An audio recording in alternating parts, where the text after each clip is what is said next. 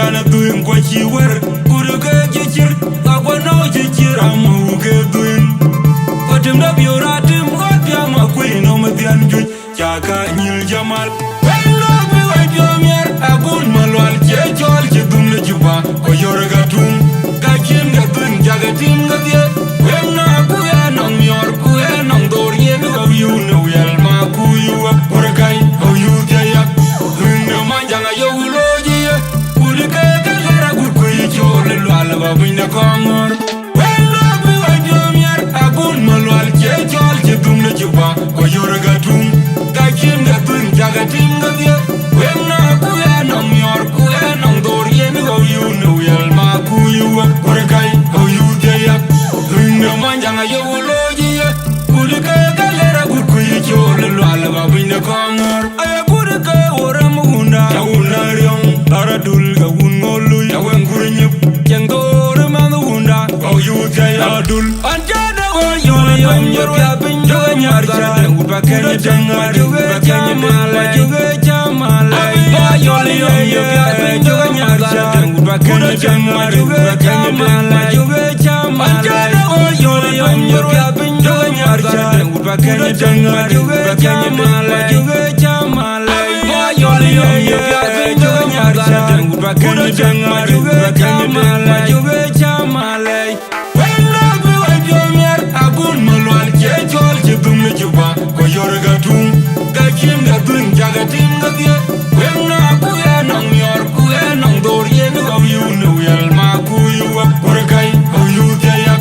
Dhueeng manjanga yowuloji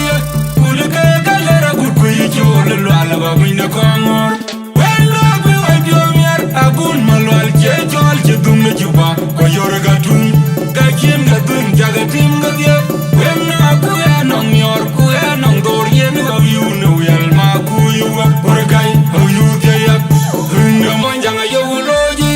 Kulike kalera gurkuyi chole Lwala babinda kongor Lo yogudiele da manjanga warjong ne yip Nagu kengriar Kudu keng maju gura jana tunyit Ang no Aire makwaya taradul din Lo yogudiele da manjanga warjong ne yip Nagu kengriar Kudu keng maju gura jana tunyit Ang no Aire makwaya taradul din Lo yogudiele da manjanga warjong ne yip Nagu kengriar Kudu keng maju gura jana tunyit Ang no Aire makwaya taradul din Chine pinyun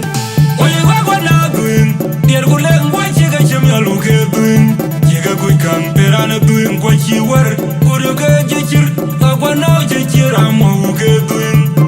Kotim da biuratim Kotia makwe no mathian juj Chaka nyil jamal Wendo kwe wajomier Akun malwal chechol chidum le juba Koyore gatum Kachin gatun jagatim gathie Wemna kuya nang yor Kuya nang dor yen Kawiyu ne uyel ma kuyuwa Korekai Kawiyu jayak Dhueeng manjanga yowuloji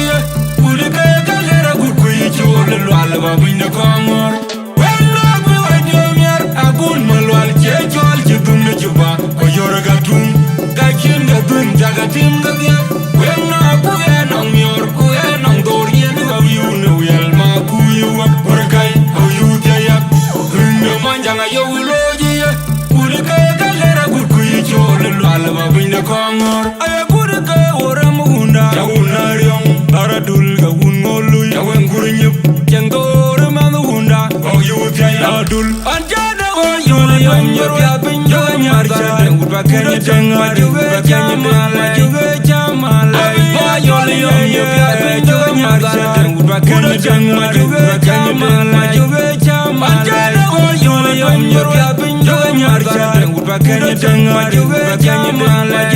Jamalay Yole yom yorya pinjoga nyarcha Upakenya tengar Upakenya malay Jamalay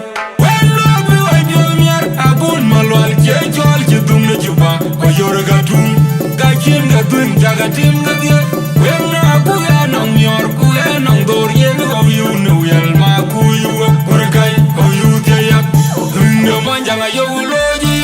Kulike kalera gurkuyi chole Lwala babinda kongor